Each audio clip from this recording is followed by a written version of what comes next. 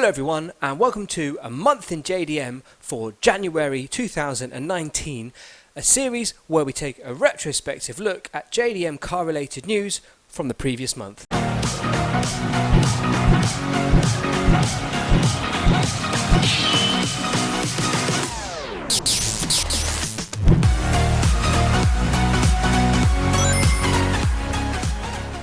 Okay, so the first thing to look at is the 2020 JDM Toyota Supra gets a 2-litre 4-cylinder engine and we're jealous. That's amazing. It sounds like they've listened to the purists and they always wanted a turbocharged engine. But of course, it's only in Japan. So Japanese buyers will have two more options for power in the 2020 Supra. The Detroit Auto Show Supra marked the return of the massive international car for Toyota, the 2020 Supra. The legendary coupe is to be reborn for North America with a new BMW base and its traditional power source, a straight 6. What more could you want? Well, now that we know how some lucky people in Japan will be able to choose a turbocharged 4-cylinder engine in 2020, the JDM Toyota Supra, we want that too. Exactly that. Toyota announced that the Japanese market will get two 4-pot powered variants, the SZ and the SZR, in addition to the 6-cylinder, which is the BMW 6-cylinder. The Supra SZ gets a 2-litre 4-cylinder with a twin-scroll turbocharger making 194 brake horsepower and 234 foot-pounds of torque, which Toyota says will get the coupe up to 100 km an hour in 6.5 seconds. It's not a bad time. The SZR gets the same engine but tuned to 245 horsepower, there we go, and 295 foot-pounds of torque, beating its unhyphenated brother to the line with a 0 to 100 sprint time in 5.2 seconds. Now that's more like it. Both models, like the Canada-bound car, get Toyota's 8-speed sports automatic transmission, which doesn't bode particularly well for potential of manual additions down the road. What? Why would you not do a manual? That's ridiculous. You might be asking, well, why would I be wanting a Supra with decidedly less power anyway? Fair inquiry, saving a little bit more on gas isn't exactly the Supra's MO. Well, true.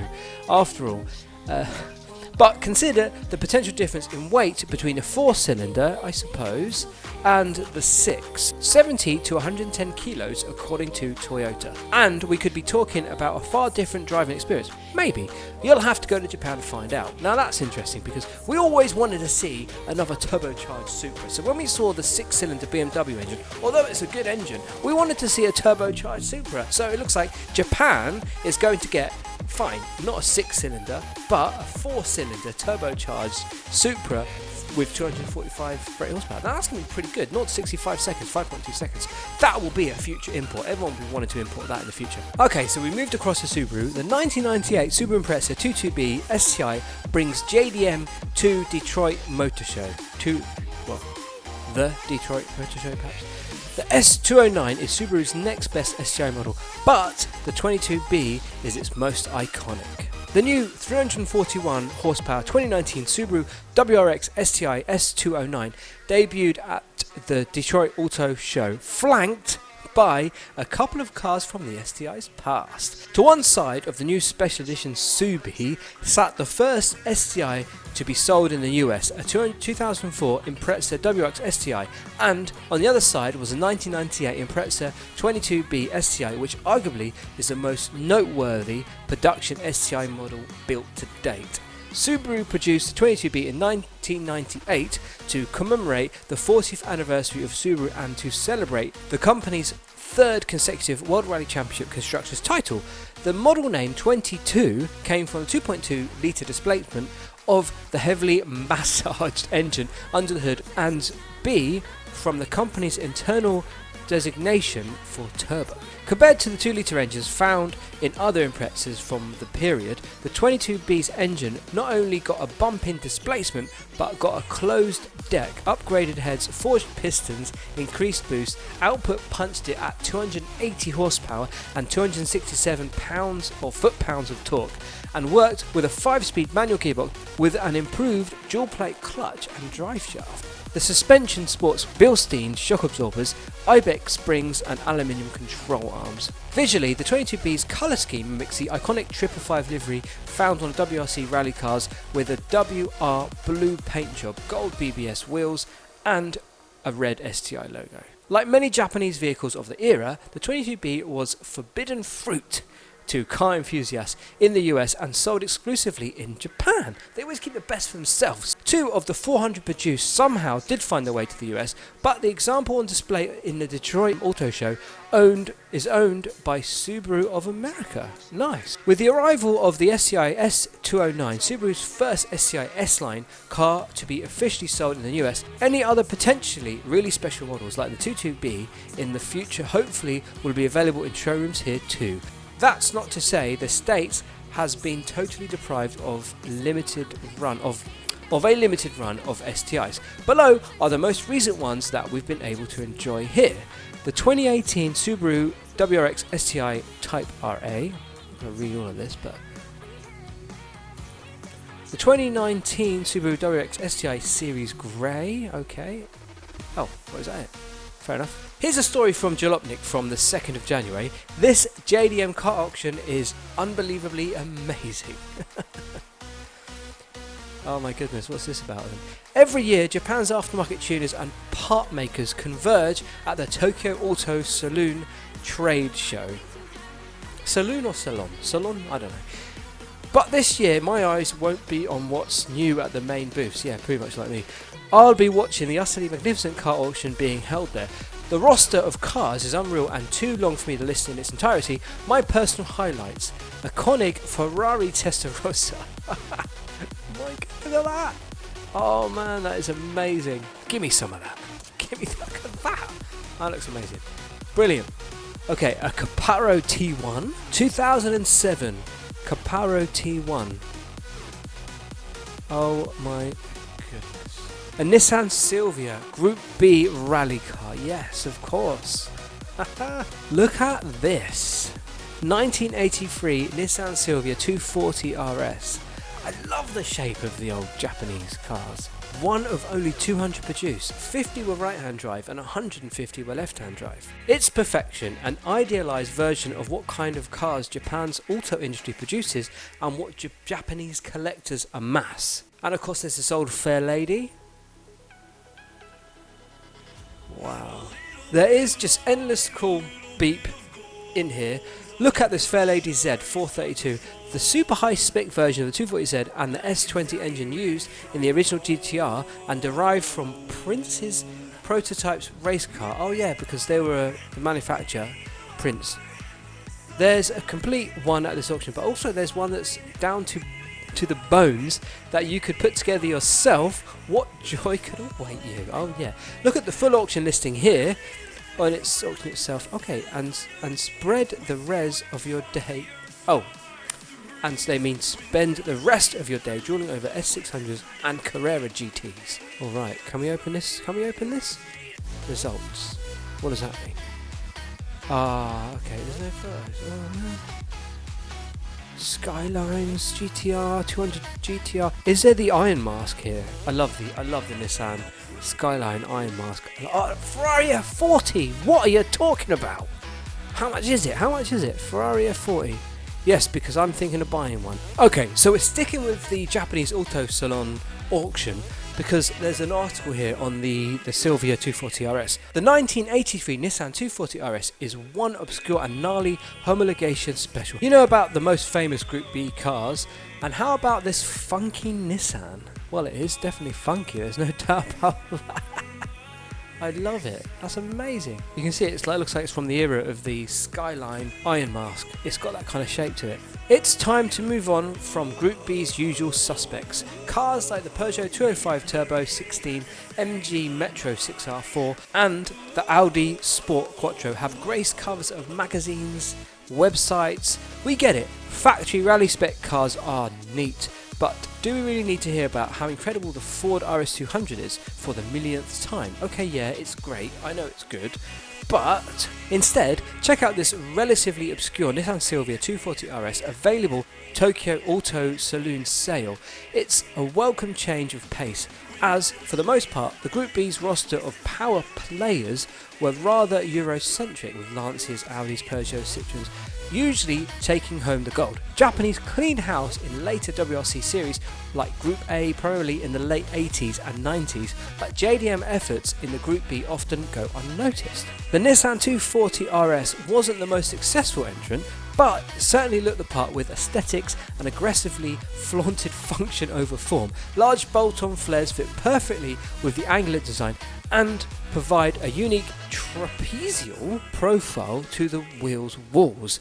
Up front, a roughly cut square improves airflow to the engine. Since Nissan only had to build 200 of these, which it did, a smooth and cohesive design wasn't a priority, but I like it though.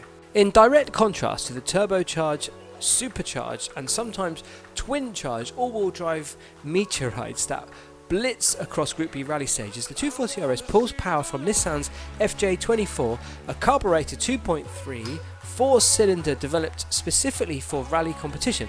Its 237 horsepower and 133 foot-pounds of torque were sent to the rear wheels through a manual transmission.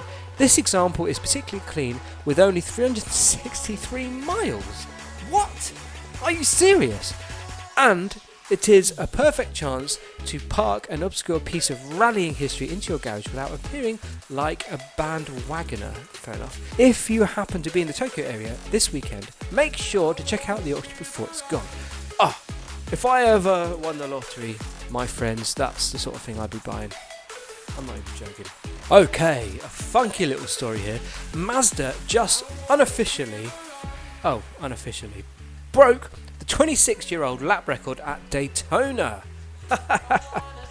During Sunday's Raw, before the 24th test session, the Mazda RT24P team set lap times not only topped the timesheets of the weekend, but also broke the record Toyota AAR's Eagle Mark III set back in '93.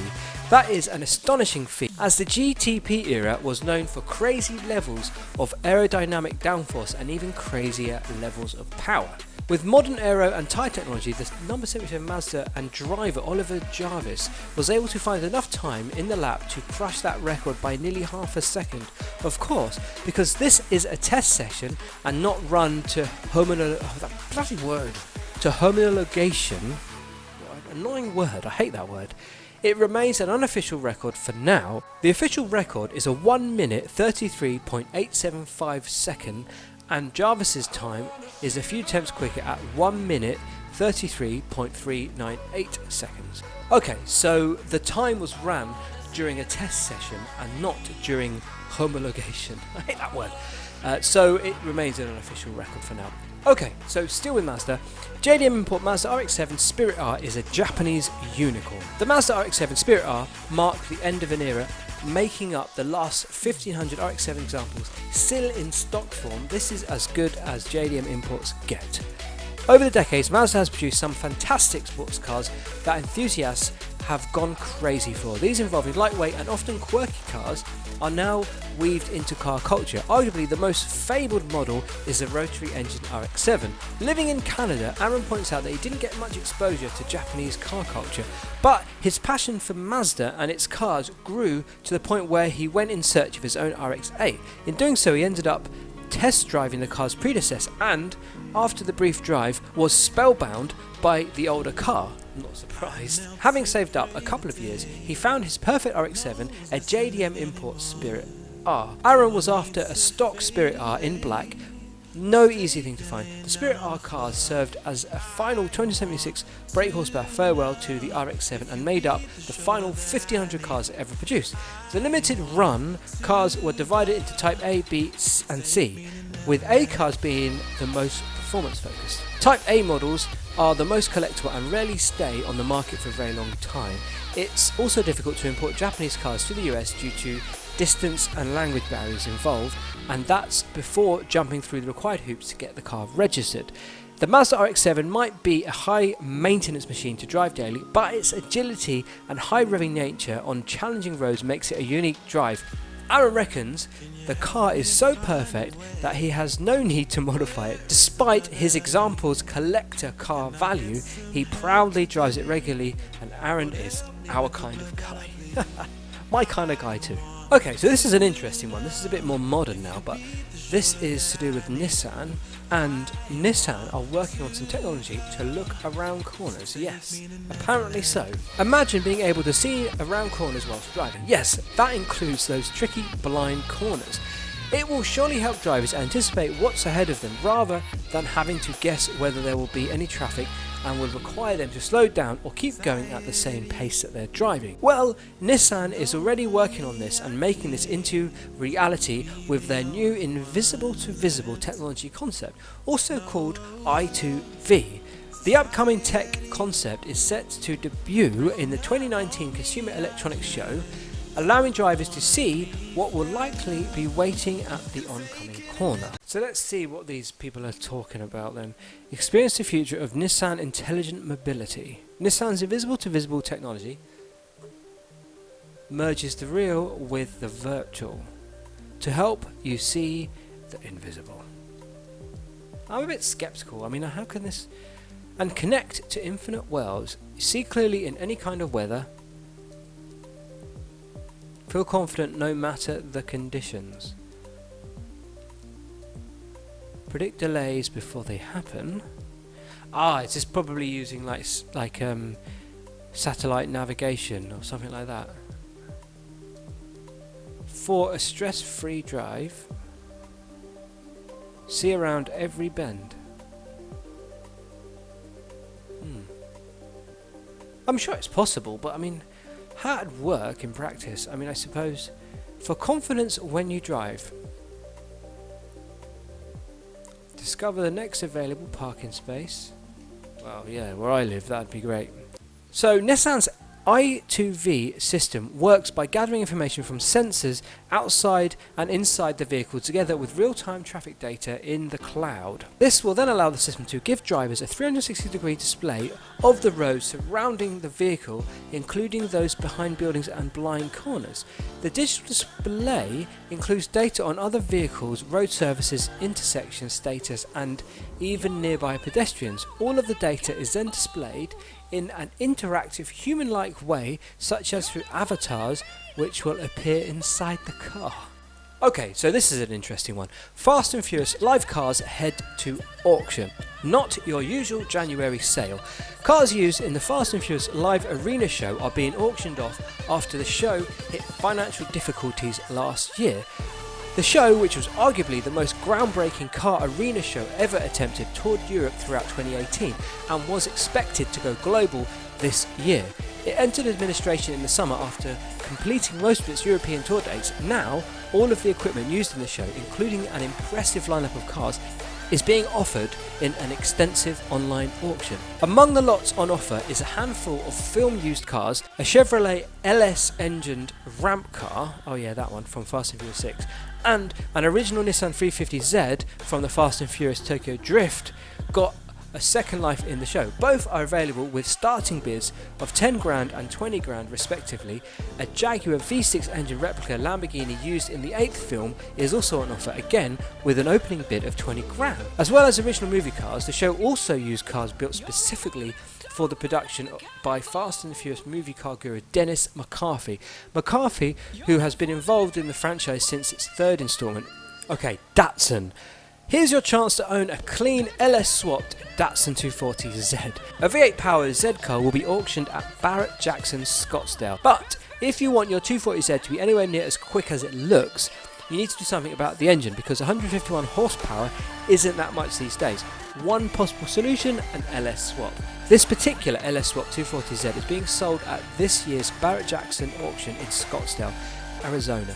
And whilst it's always risky to buy someone else's project, this one looks incredibly well done. The engine bay is remarkably tidy, and we love the Fairlady Z badging on the valve covers. The GM LS Series V8 is said to make more than 400 horsepower, and paired with a Trimic 6-speed manual transmission, it promises to be a blast to drive. It might not be supercar quick, but compared to a stock 240, we have a feeling it accelerates like a rocket. Okay, we're almost there, but it's time for the honourable mention. Aren't monks supposed to be poor?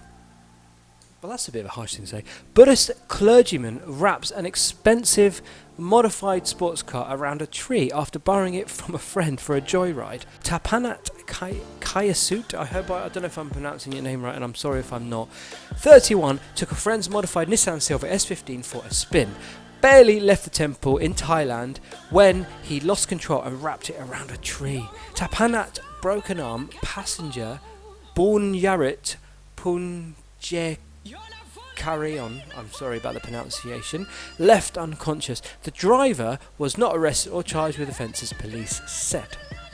A thrill-seeking monk who took a friend's souped-up sports car for a spin lost control and wrapped it around a tree. Tapanat Kayasut, 31, was just one day from leaving a strict monkhood in central Thailand when he got behind the wheel of an orange Nissan Silver S15 on Tuesday.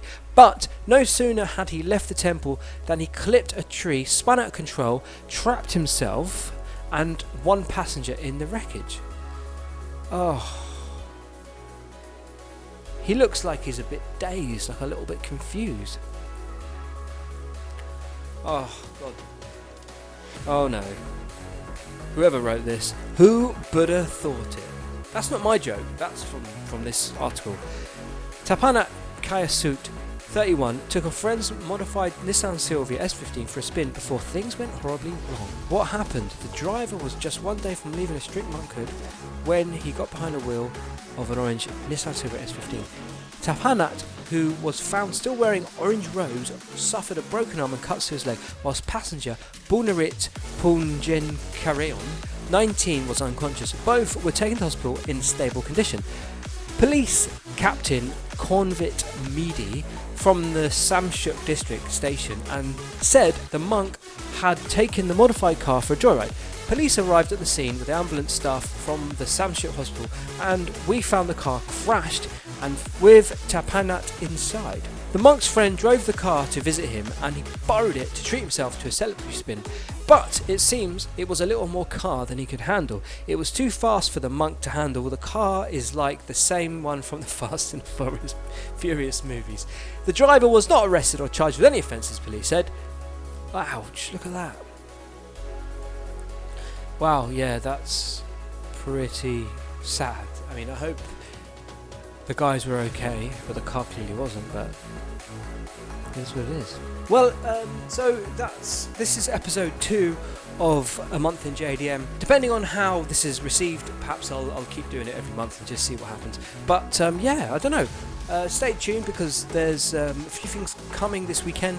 Hopefully 2 more videos coming. So stay tuned. And yeah, with all that said, thank you very much for watching. Whoever you are, wherever you are, have an awesome day. And I'll see you in the next one.